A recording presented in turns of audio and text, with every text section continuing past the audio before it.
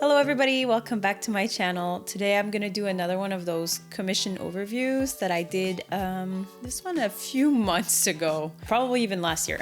This one was very interesting because it was kind of an original take of Sesshomaru from the anime Inuyasha. It was my friend's custom design and wanted to make the cosplay kind of come to life. I have my phone here because I can never remember everybody's name, but the costume was made for Goth Fox, but you can also find them at Gothic Goddess Designs. They make like these really cute little cat ears, fox ears, and I think also like little bunny ears. Yeah, I definitely suggest that you go check them out. Let's jump right in and take a look at what I did. Okay, so the original design is kind of a very modern take on a kimono. So what I ended up doing is making two pieces to kind of make it make sense. So the first thing I did is just kind of like this overlapping circle skirt. They specifically requested that I don't put in snaps. So instead I used buttons and buttonholes on the left side and the right side, and it can be attached using those. So it creates like a nice little overlap that kind of mimics the overlap of the kimono part that will be put on top. For the finishing on the hem, we both agreed to do a small, tight, overlocked hem.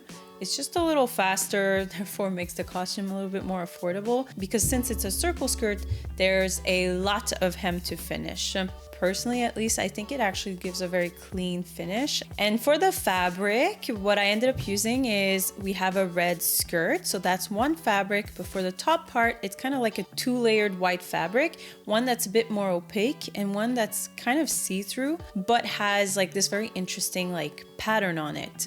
So we really wanted that one, but because it's kind of see-through, we agreed to put an underlayer just so that it would look a little bit nicer.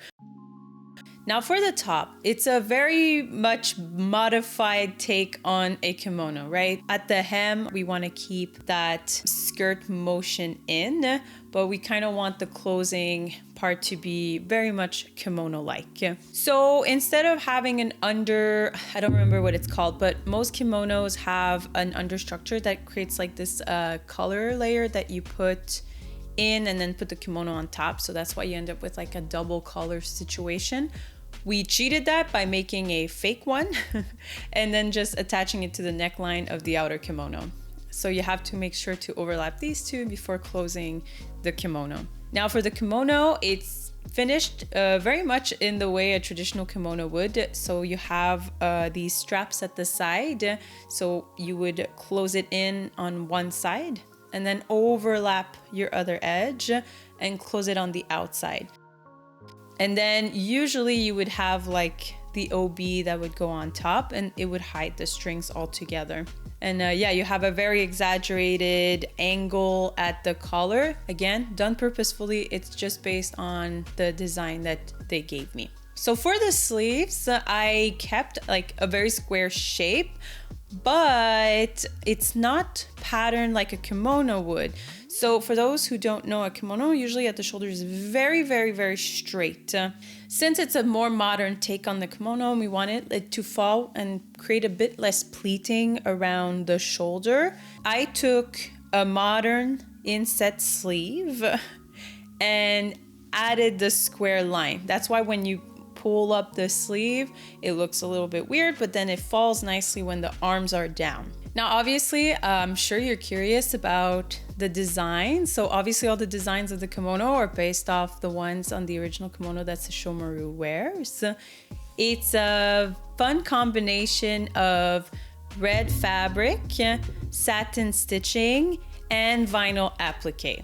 I personally think it looks really, really nice. I love it. And even though the main bodice part of the kimono is not lined, I did go out of my way to line the sleeves because, like I said, the original fabric is fairly see-through, so lining it just gives it a bit more of a crisp finish. And yeah, that's it. That's it for this particular commission. It was a really fun one to do. It's always fun to have a little bit more creative liberty when you're making something. And in this case, I did have a lot of creative liberty when choosing the fabrics and how I would do all the finishes. And they really liked it and they looked really good in it. And yeah, I think that wraps up today's video. If you're interested in commissioning me for anything, you can reach me out at my business email, which is emilygauvin.creations@gmail.com. I'm currently open to take commissions. I have a few spots that are open right now, but you can also follow me on Instagram and Twitter. I'm most likely to announce reopening of spots on those social media accounts. So yeah, that wraps up today's video. I hope you enjoyed it and I hope to see you in future adventures because I have a lot of cool stuff coming up, including some more Moogle related stuff and some more Final Fantasy 14 related stuff because I will be going to FanFest. So yeah, see you then. Bye bye.